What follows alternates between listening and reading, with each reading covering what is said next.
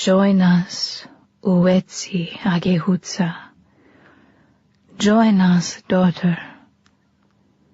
Cherokee ghosts, drowning in my own lungs.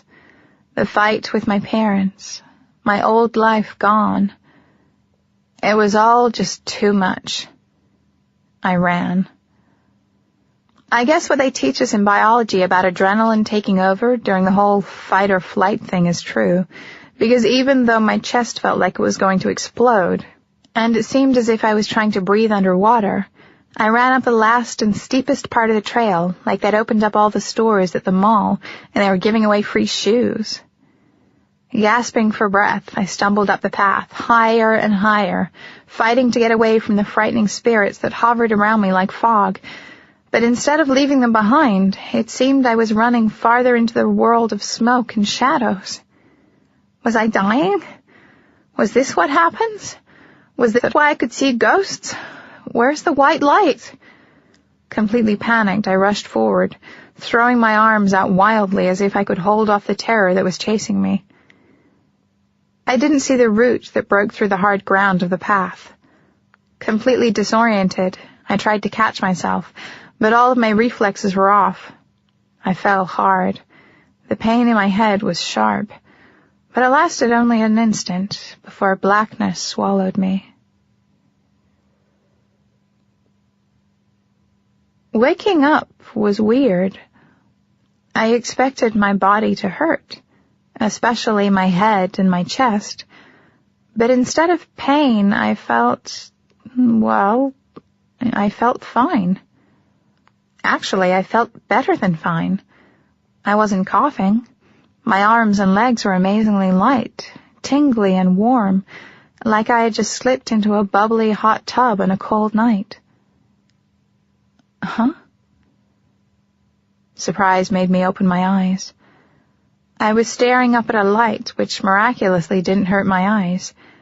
Instead of the glaring light of the sun, this was more like a soft rain of candlelight filtering down from above. I sat up and realized I was wrong. The light wasn't coming down, I was moving up toward it. I'm going to heaven. Well, that'll shock some people.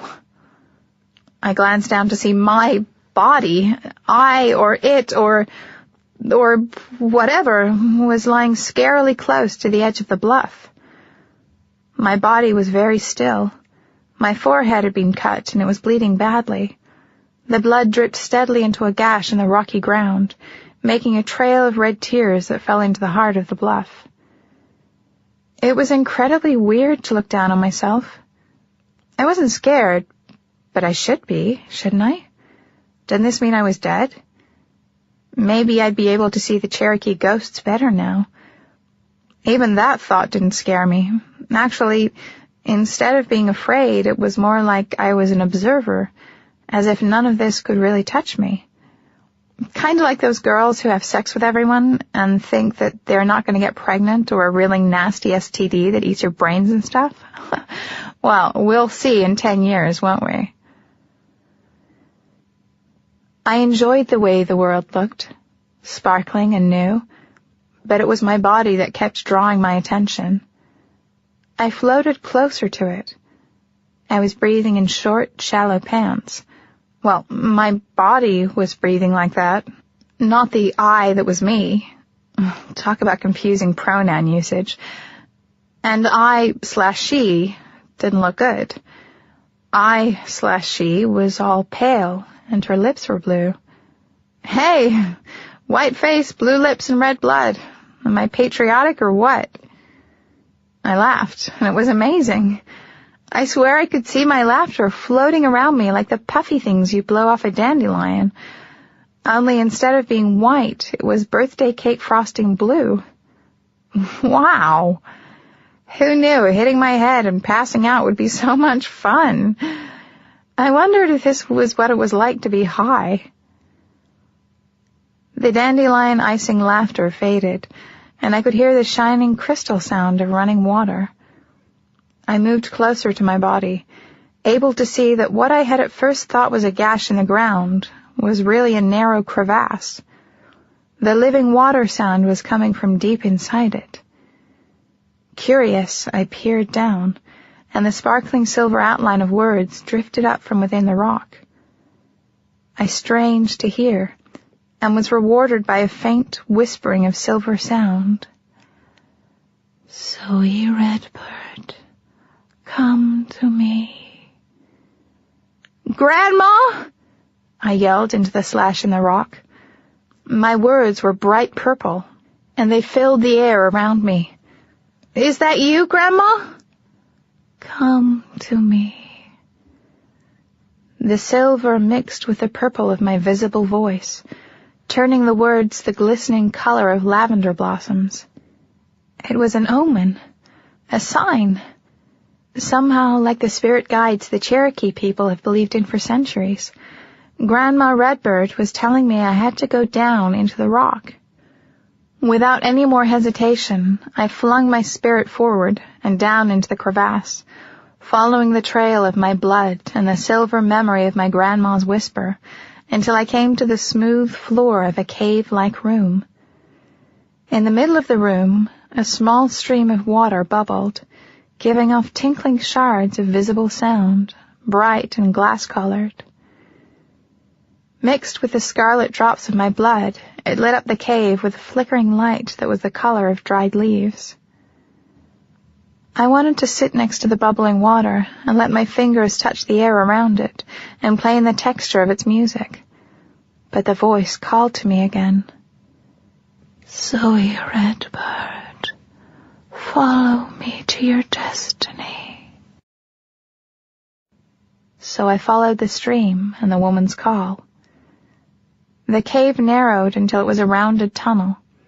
It curved and curled around and around in a gentle spiral, ending abruptly at a wall that was covered with carved symbols that looked familiar and alien at the same time. Confused, I watched the stream pour down into a crack in the wall and disappear. What now? Was I supposed to follow it? I looked back down the tunnel. Nothing there except dancing light.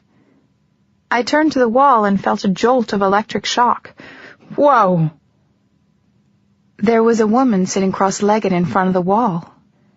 She was wearing a white fringed dress that was beaded with the same symbols that were on the wall behind her. She was fantastically beautiful, with long straight hair so black that it looked as if it had blue and purple highlights like a raven's wing. Her full lips curved up as she spoke, filling the air between us with the silver power of her voice. "Tsilugi, uetsi, hagehutsa." Welcome, daughter. You have done well. She spoke in Cherokee, but even though I hadn't practiced the language much in the last couple of years, I understood the words. "You're not my grandma," I blurted, feeling awkward and out of place as my purple words joined with hers, making incredible patterns of sparkling lavender in the air around us. Her smile was like the rising sun. "No, daughter, I am not, but I know Sylvia Redbird very well." I took a deep breath. "Am I dead?" I was afraid she would laugh at me, but she didn't. Instead, her dark eyes were soft and concerned. "No, uetsi agehutsa. You are far from dead, though your spirit has been temporarily freed to wander the realm of the Noonhi." The spirit people? I glanced around the tunnel, trying to see faces and forms within the shadows. "Your grandmother has taught you well. Useti Totsuwa, little redbird.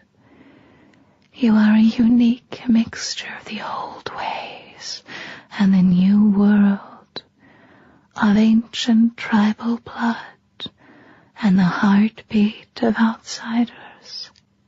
Her words made me feel hot and cold at the same time.